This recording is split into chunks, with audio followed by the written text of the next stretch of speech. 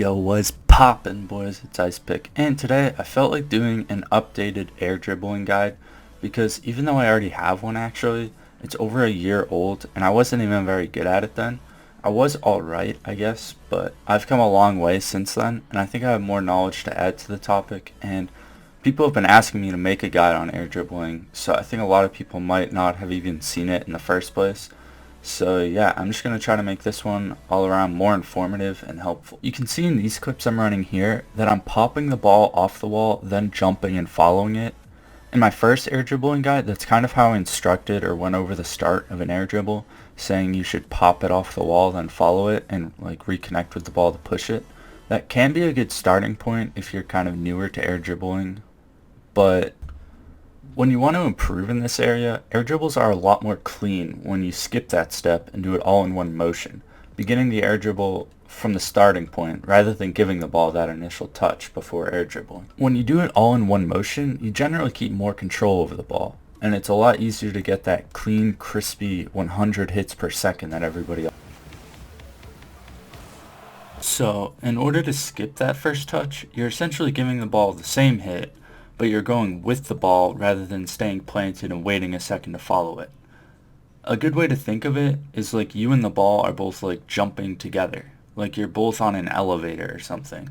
You don't want to so much hit the ball as almost like thinking of it as floating with the ball, like up with it. I'll usually just jump once just as I'm making contact with the ball, and like a soft touch. This will make the ball go up with your same momentum but not like fly away from you so you lose control if you get the right initial touch. You can see in this clip that after I float off the wall with the ball, I sort of point my nose down, then quickly pull back up. This is a good way to adjust if you come at the ball in sort of an awkward angle. You can kind of reposition on the ball with a different corner of your car and get a little bit more underneath the ball if you do this properly. This leads me to my next tip, which is using that same mechanic of sort of leveraging the ball up with your car to air dribble from the position of having the ball on top of your car. This is a really effective way to win one-on-ones and sometimes one-on-twos because it's really difficult to predict and defend against.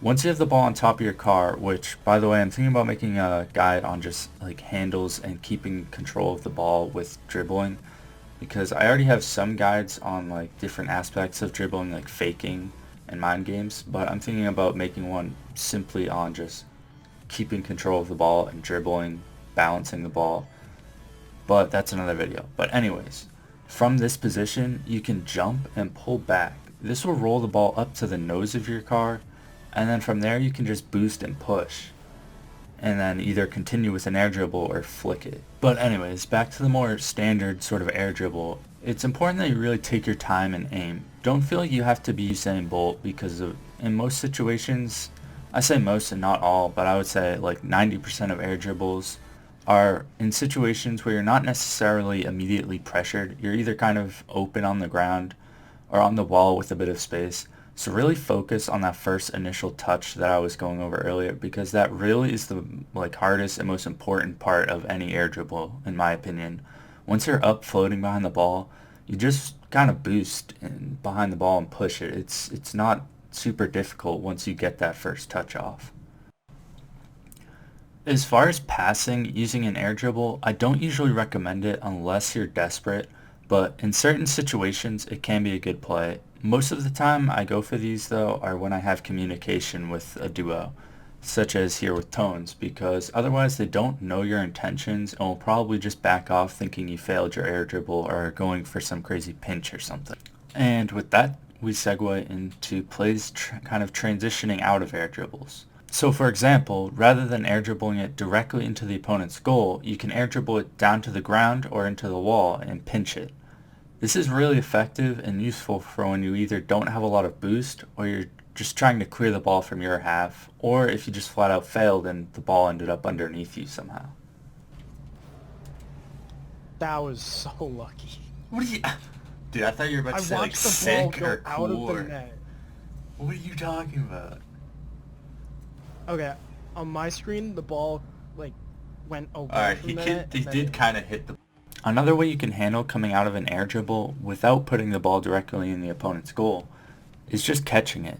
If you've seen my aerial fake video, I go over a similar concept where people who see you in the air going after the ball tend to give you space.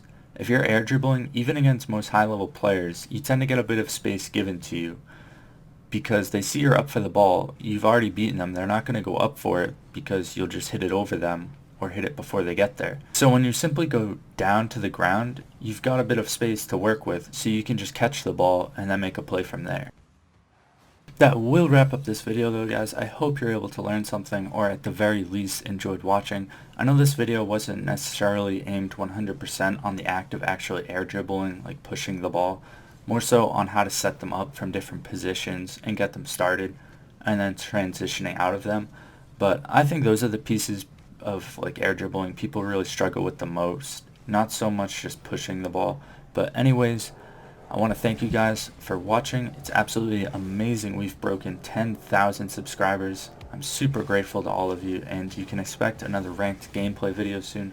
Been absolutely popping off, and I'm back in Champ 2, close to Champ 3, so you guys will see a video on that coming up. But as always, have a great, amazing, spectacular day, and peace out.